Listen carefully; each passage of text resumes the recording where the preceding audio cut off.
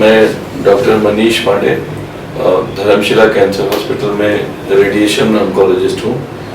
Basically cancer का जो treatment होता है वो 3 तरीके से हो सकता है, सर्जरी, रेडिएशन थेरेपी और कीमोथेरेपी के द्वारा। सर्जरी जो करते हैं उन्हें सर्जन बोलते हैं, रेडिएशन ऑन्कोलॉजी से जो ट्रीटमेंट करते हैं उन्हें रेडिएशन ऑन्कोलॉजिस्ट कहते हैं, और जो डॉक्टर्स कीमोथेरेपी के द्वारा कैंसर पेशेंट को ठीक करते हैं उन्हें मेडिकल ऑन्कोलॉजिस्ट कहते हैं। रेडिएशन थेरेपी जो होती है वो रेज के द्वारा कैंसर का ट्रीटमेंट करते हैं। रेडिएशन ऑन्कोलॉजी या रेडिएशन ट्रीटमेंट का ये मतलब नहीं होता कि कैंसर को हम किसी तरीके से जला देते हैं या उसको जलाने की कोशिश करते हैं या बिजली के झटके देते हैं।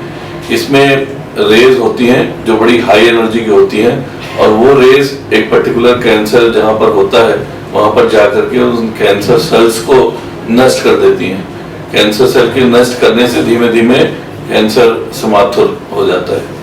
रेडिएशन थेरेपी जो है ये लंबा ट्रीटमेंट होती है, और यूजुअली जब हम पेशेंट को क्योर करना चाहते हैं, कैंसर को पूरी तरह खत्म करना चाहते हैं, तो ये 5-6 हफ्ते का ट्रीटमेंट होता है और डेली होता है। और हफ्ते में 2 दिन नहीं करते, हफ्ते में 5 दिन ही इस ट्रीटमेंट को करते हैं। आजकल कंप्यूटर के कारण से नई रेडिएशन की मशीन आने से रेडिएशन की टेक्नोलॉजी बहुत एडवांस हो गई है। पहले जैसे रेडिएशन देने से बहुत सारे कॉम्प्लिकेशंस होते थे, अब उन कॉम्प्लिकेशंस का रेट बहुत कम हो गया है, क्योंकि अभी रेडिएशन पूरी तरीके से टारगेटेड और फोकस्ड होता है, और जहाँ पर ट्यूमर होता है वहीं पर रेडिएशन का इफेक्ट होता है, जहाँ पे ट्यूमर नहीं होता वहाँ पे रेडिएशन का इफेक्ट कम से कम होता है। नई रेडिएशन की टेक्निक्स जो है इनको IMRT, IGRT या VMET थेरेपी के नाम से हम लोग जानते हैं, और आजकल ज़्यादातर जो कैंसर पेशेंट हैं जिनमें रेडिएशन की ज़रूरत है उनमें इन्हीं विधियों द्वारा हम लोग धर्मशिला कैंसर हॉस्पिटल में इलाज करते हैं। धर्मशिला कैंसर हॉस्पिटल में रेडिएशन की बहुत ही अत्याधुनिक नई मशीन है, और ये वही मशीनें हैं जिनके द्वारा कैंसर पेशेंट का इलाज बाहर विदेशों में, बड़े बड़े देशों में, USA में, अमेरिका में, इंग्लैंड में इन्हीं कैंसर मशीनों द्वारा कैंसर पेशेंट का रेडियोथेरेपी के द्वारा इलाज किया जाता है। बेसिकली रेडिएशन थेरेपी जो है वो जो head and neck cancer patients होते हैं, सर्विक्स के कैंसर पेशेंट होते हैं, लंग के कैंसर पेशेंट होते हैं, ब्रेन ट्यूमर्स में इनका जो रोल है वो बहुत ज़्यादा है। बेसिकली अगर आजकल कई कैंसर ऐसे होते हैं जो अगर अर्ली स्टेज में डायग्नोज हो जाए तो उनमें बिना सर्जरी किए ही कैंसर को पूरी तरीके से रेडियोथेरेपी के द्वारा क्योर किया जा सकता है। स्पेशली जैसे हेड एंड नेक के कैंसर होते हैं, जहाँ कई बार जो मरीज होते हैं या उनके रिश्तेदार होते हैं उनको ये रहता है कि कैंसर का इलाज इस तरीके से किया जाए कि उनकी आवाज़ भी ना जाए और कैंसर को पूरी तरह क्योर कर लिया जाए। ये बिल्कुल आजकल रेडियोथेरेपी के द्वारा संभव है।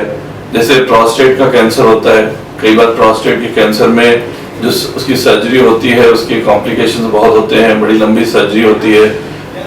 Prostate cancer specially old age में होता है, तो उस एज में सर्जरी कराना भी कई बार मेडिकल रीजन से पॉसिबल नहीं होता। उन कैंसर पेशेंट्स को रेडियोथेरेपी के द्वारा बिल्कुल जैसे सर्जरी के द्वारा क्योर किया जा सकता है, वैसे ही रेडिएशन के द्वारा भी क्योर किया जा सकता है।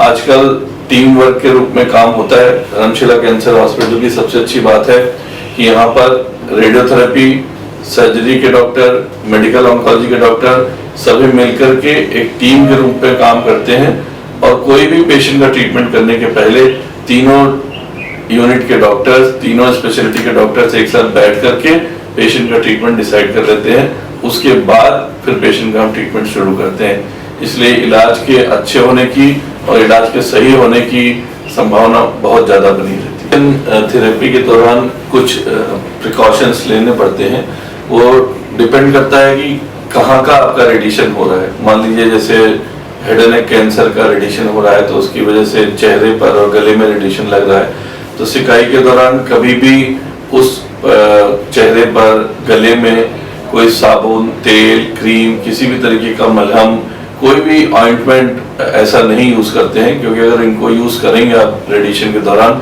तो इससे रेडिएशन के जो साइड इफेक्ट हैं वो ज़्यादा आने की संभावना रहती है। रेडिएशन से ऐसा नहीं होता कि रेडिएशन से अगर कहीं फेस का रेडिएशन हो रहा है या एब्डोमेन में रेडिएशन हो रहा है तो उससे सर के बाल झड़ जाएंगे। रेडिएशन की प्रॉब्लम, रेडिएशन के कॉम्प्लिकेशन वहीं आते हैं जिस पर्टिकुलर पार्ट में रेडिएशन हो रहा होता है, पूरे शरीर में उसका इफेक्ट नहीं होता।